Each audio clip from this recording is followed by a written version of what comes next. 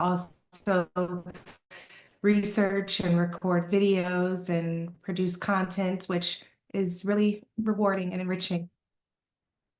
I know, like when you get to do it face to face and then you have the content for others, you're not only seeing the results like in real time, but you also get to see it like a week from now. Like imagine someone walking up to you and saying, Maya, I saw that interview, I saw that content you created. It really impacted my life positively. I couldn't imagine Mhm. a greater feeling. Yeah, definitely. Definitely. I'm sure you get some of that too. A little bit. A little bit of this, but A yeah, little. I do. I do. Yeah. One thing I love is like the emails or the text messages. I really, really enjoy getting that. So it makes me feel very, very honored that I'm doing what I'm doing. Hmm. So I Hmm. know we're gonna jump right into it, but before we do, Maya, do me a favor, introduce yourself to my audience a little bit about who you are and of course where they can find you. Sure. My name is Maya Klein. I'm a psychologist and psychoanalyst in private practice. I'm based out of San Diego, California, licensed in California, Oregon, and Massachusetts. So I see patients across the country in many cases. I'm born and raised in Chicago, moved to San Diego for graduate school and just loved the sunny weather and um, chose to stick around. And I also am a founder and content creator for a website called Pathformers, which is a course platform for providers, parents, anyone looking for ways to support children and specifically children's mental health. And that can be found at pathformers.com. And my website is drmayaklein.com. Perfect. So take us right from the genesis. How did you get started in this and why?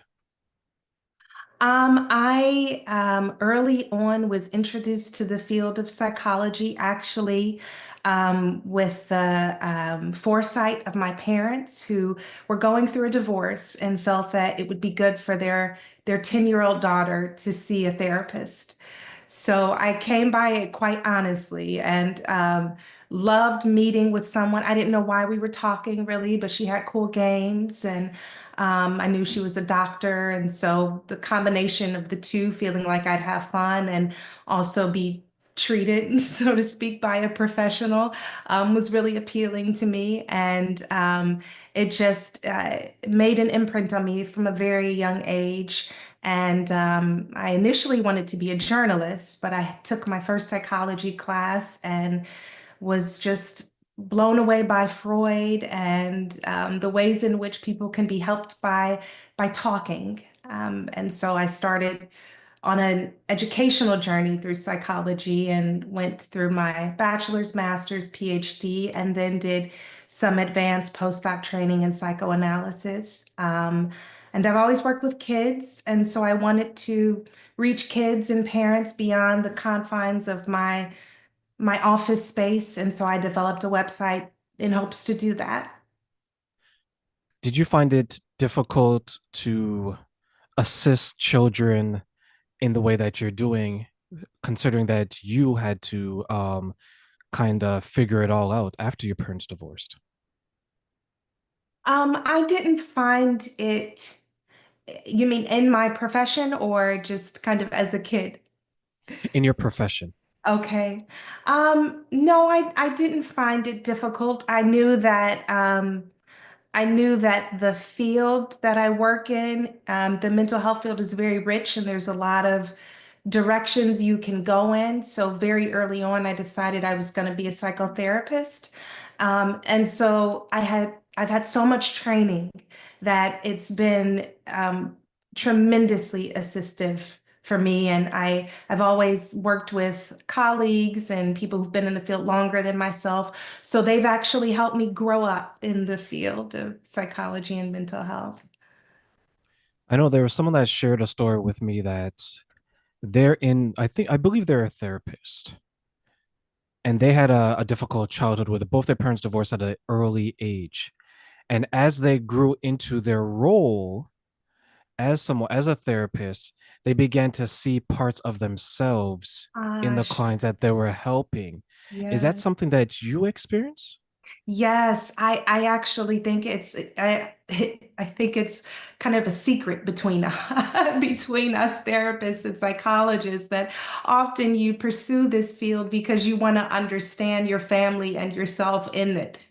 And so, I think that you turn your pain into passion, and I certainly have encountered that and stumbled into things where it touched on something personal in my life, and I often had to go back into therapy or seek supervision to make sure I can help people and not be too jaded by my own personal history. I recommended therapy to a friend of mine. Well, unfortunately, he's a former friend, and maybe it's because I recommended the therapy. But he was very against it, and he gave his reasons why. And then I spoke to a few people who are older than me because I'm 35 or so. I spoke to a few people who are in their 50s, and they were very against it as well. And what I found the commonality was is that they felt a certain level of shame in asking for help and embarrassment in going to someone to open up. And I could understand where they were coming from. And I told them there's no shame and there's no judgment. But I always like to hear your side of it. Like, what are some of the commonalities that you find are difficult for the clients that you're working with to help them work through what they're there to discuss with you? Yeah, shame is such a deterrent from asking for help. And oftentimes, what I find is the people who struggle the most with shame had a tough time asking for help in their younger years or in their personal life as adults. And so it's almost like an admission of a defect is how people can perceive asking for help of any kind, but particularly mental health help.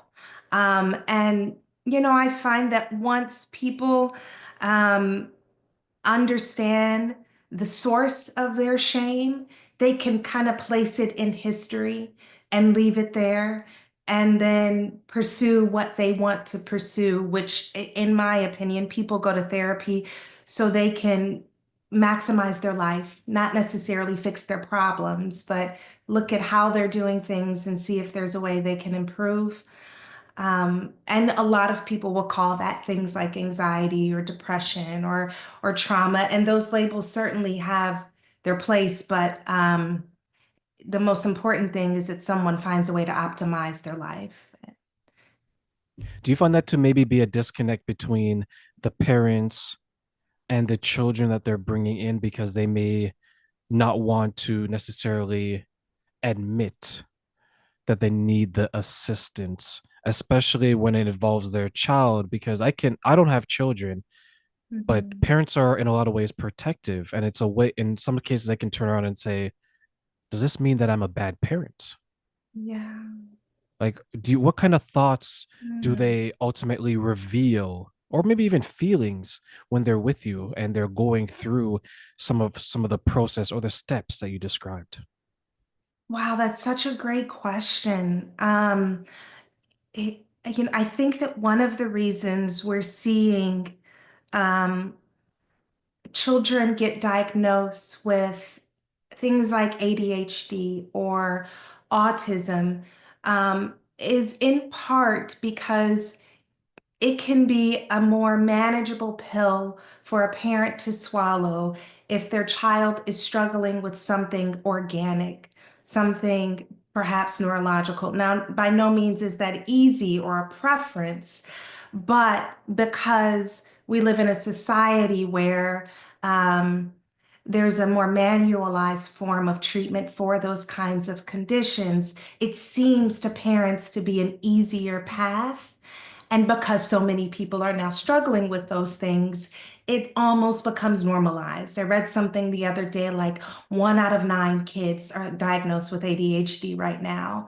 And so there's a whole community and society available for parents if their child is struggling with ADHD. But one of the things that those conditions miss is what's the reason behind the symptoms? And it's not always something of the brain. It is often something of the mind.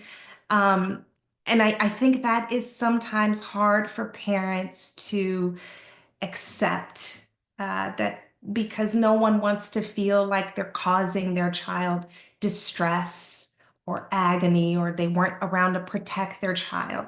Totally understandable. So I often find myself working a lot with parents to help them work through their own shame and perhaps guilt. Yes, and I 100% agree because when I look at like the adverse child experiences and how it impacts, let's say, young girls versus how it impacts young boys, and you have like let's say young girls would be more promiscuous based Mhm, on their trauma that they experience, and then you have young boys that they may be more likely to run away, join a gang, like find their family in the streets. And if you have the parents at home, and a lot of them are hardworking, a lot of them are dedicated, and they just may not be aware for it to hit them and be like, oh my goodness, Maya, my child needs help, right? mhm, I can just imagine them taking a step back and saying, okay, is it because I work too much? mhm, Is it because I did it? Is it because I wanted to give my children everything that maybe I didn't have? Because I can see, let's say, for example, a lot of immigrants who grew up poor and now they're mhm, second generation, they want better for their children. So they're working, working, working. And it seems so painful to stand there and say, Maya, I need help because I think that I'm a good parent, but mhm, I'm raising children that are not doing so well. And it seems like if you have a choice for some parents, they rather admit that they're poor versus sure. that their child has something else, right? Mhm. So take us through some of the steps that you do to help parents get over that hump and work with their children to at least let them know that you're doing a good job. This is just going to Mhm. help you continue to do a good job and perhaps improve in some ways. Mhm. Mhm. One thing I usually start by telling parents is parenthood is a developmental phase, just in the same way that adolescence is. You have to learn how to do it well. And oftentimes, parents rely on how they were raised to raise their children because that was their first education at being a parent, is being parented. So I first help parents recognize that this is a growth process, and no matter where you're starting from, you'll grow from it if you're committed to growing.